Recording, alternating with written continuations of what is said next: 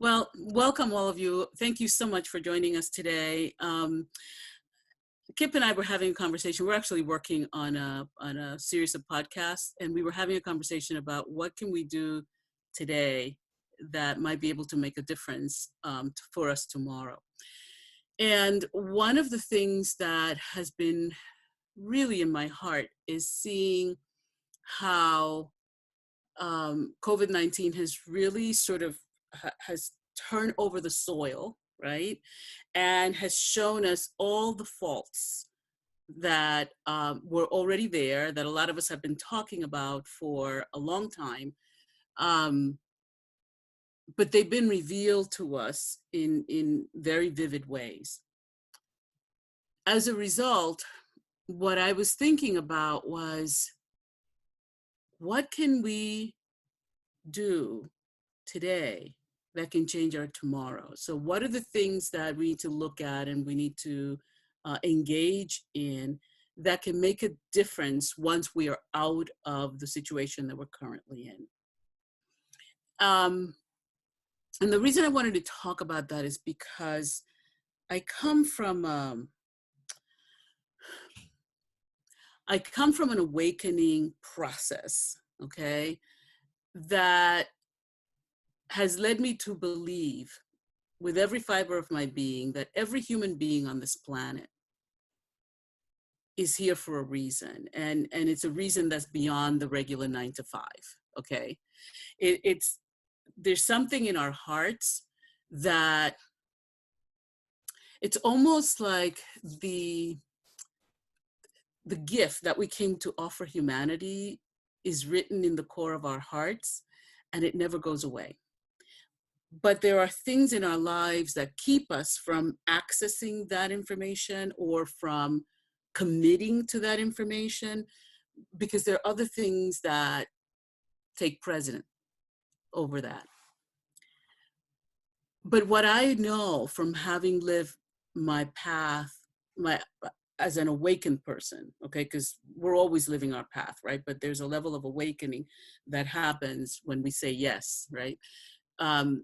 What I know from 30 years of committing myself to this path is that we never know what kind of difference we can make in the lives of others at the level of our core gift until we actually commit to bringing forth that gift, okay?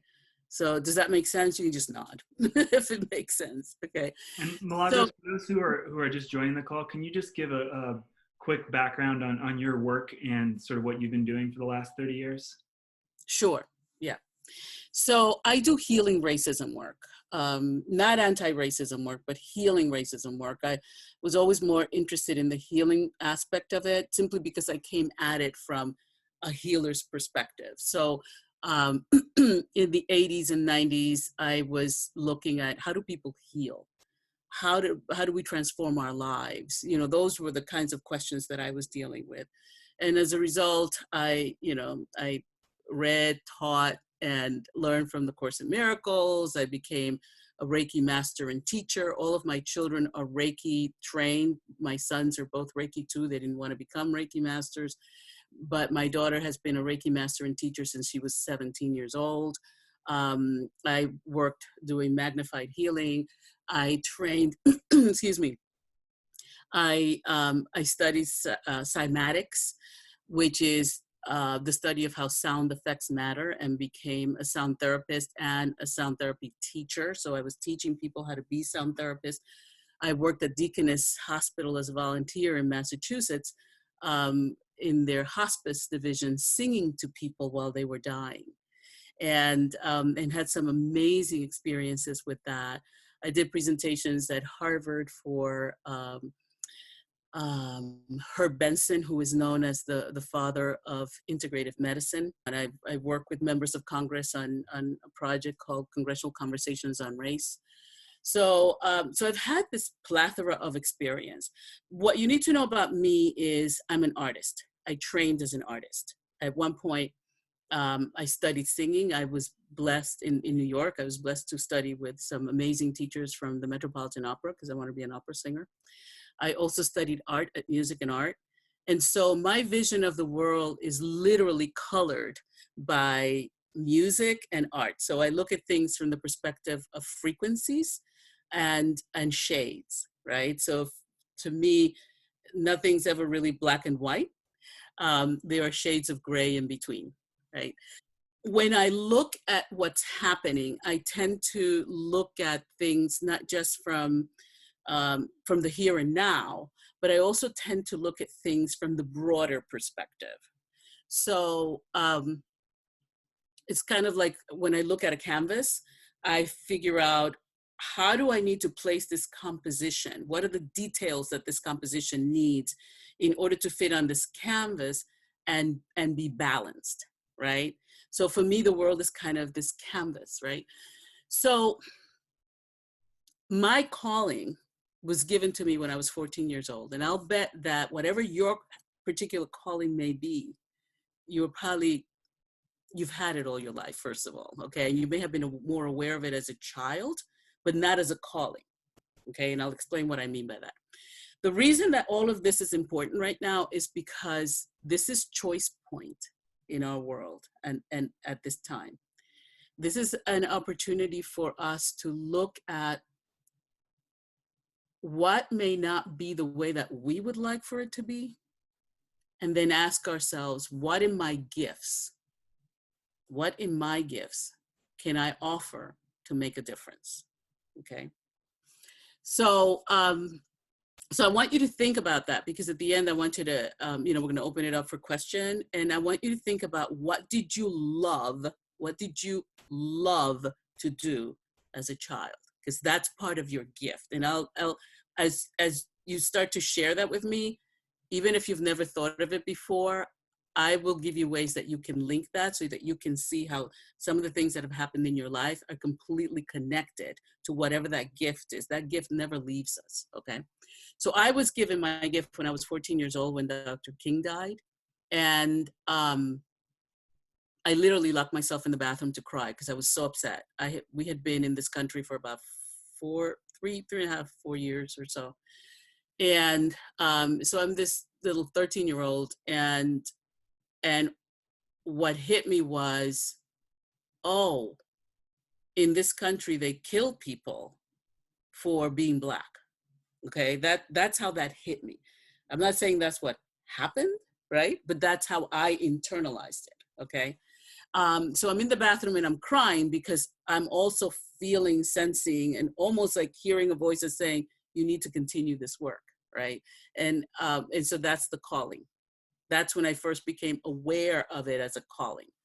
And I ignored it for most of my life because it was hard, because the trauma I internalized by watching that, by the whole thing around Dr. King being killed, how I internalized it was, that's dangerous work and you shouldn't be doing it, right? But at some point, it's called the calling because it keeps calling you back until you finally say yes, right? So at some point, I was actually involved in a program at Lesley College where I had to take a diversity class. This was early in the 90s, and it left the entire class divided. I mean, you could cut the tension with a knife. And it was based on the Jane Elliott experiment, which is when she took her 4th grade class and she said, it's called the blue eye, brown eye experiment. How many of you are familiar with that? Could you just raise your hand if you are? Okay, good. Great. Okay. So, so I was watching that with my class, and the whole class was so divided that you could cut the tension with a knife, and we were never the same again. Okay. And I remember going home and saying to my husband at the time, there must be a way to do this work that still gives people the information that's needed, because that information was very powerful, but it leaves them empowered. And so then that became the journey. So I'm giving you these little bits of information so that you can start connecting your journey and your gifts to who you are today, and how you may use those gifts to serve all of us, because we need you. We seriously, desperately need everybody right now. So I have walked this path for 30 years. It hasn't been easy. It took a lot of courage. I had to get past my own fear of, oh my God, this work is dangerous.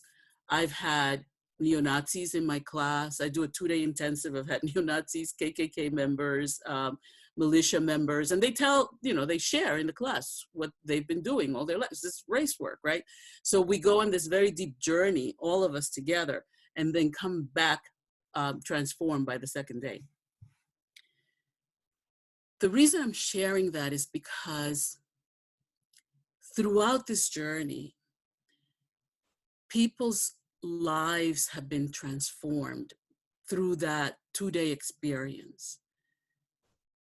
And I know that I couldn't do that work had I not gone through my own awakening about who I am and why I'm here. I also know that, and I say this with great humility because I really don't know why, it's sort of like, okay, why am I the one to do this kind of thing, right? I also know that the lives that have been touched, and they haven't been many, it's only been a few thousand people, but the lives that have been touched through this work see the world through completely different eyes. Your gift, whatever that is, was given to you to help the rest of us see the world through completely different eyes, to help us awaken to what's really wonderful about our world, but where the opportunities are for change and transformation. And we need you, and we need you now. And I really believe that along with